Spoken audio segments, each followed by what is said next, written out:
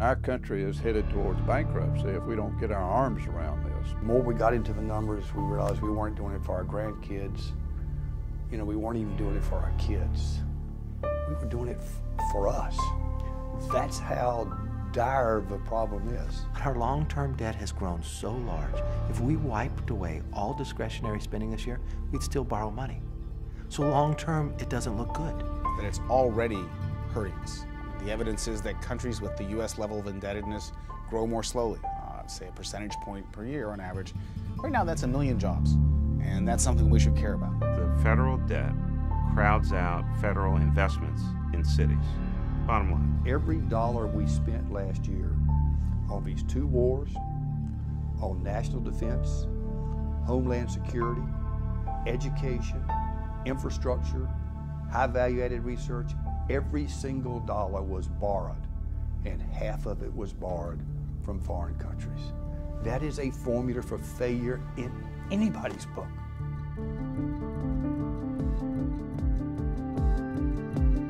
The basic problem is getting the debt under control so it's not growing faster than the economy in the long run, but doing it in a way so that it doesn't threaten the recovery which we need to get people back to work.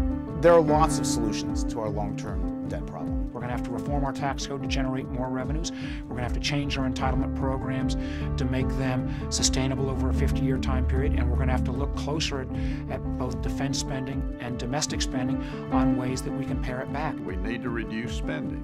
We're spending way too much money in Washington. But reducing spending alone won't solve the problem. We also need to reform entitlements. That's where the real money is, in Medicare and Medicaid and all of our other entitlement programs. Social Security, which has gotten so much attention over the years, there are probably 6 plans that, roughly speaking, do the same thing. You could put them in a hat, pull one out at random, I'd be happy.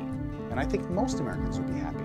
You're going to have to figure out a way to get revenues increased, because now our revenues coming into Washington are about 14.5% of GDP. That's as low as it's ever been, and we've got to make sure that we figure out the right way to get those revenues up. The best way to do that is through a total reform of the tax code. We have to do this in a sensible way. We have to do it in a way that still allows our economy to grow.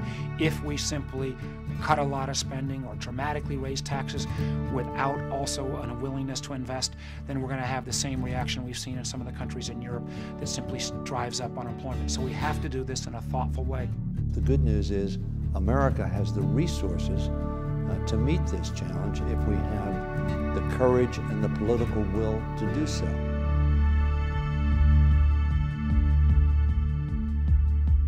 This is going to be the perfect fiscal storm between the election and the next Congress. There are a whole group of forcing actions, things that nobody wants to have happen, but which will happen if the Congress does nothing. Something has to happen on the debt limit, because boom, it's there.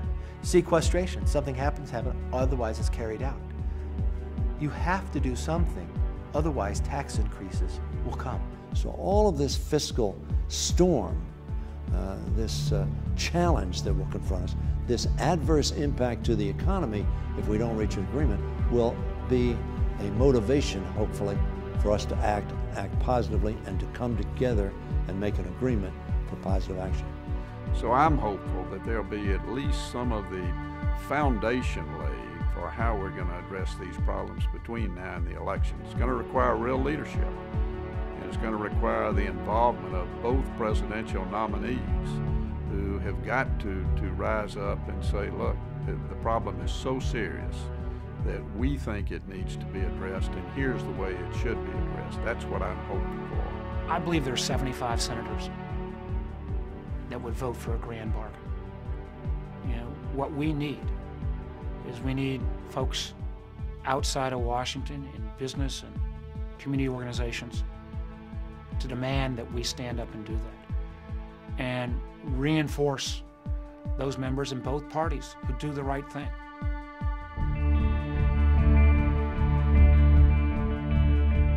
Are we really serious about the way we're going to govern this country? Is it going to be the right way?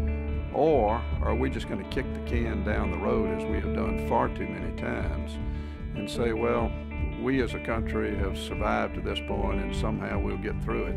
It's not going to happen in this case. Politics can do big and great things. It can do them for good.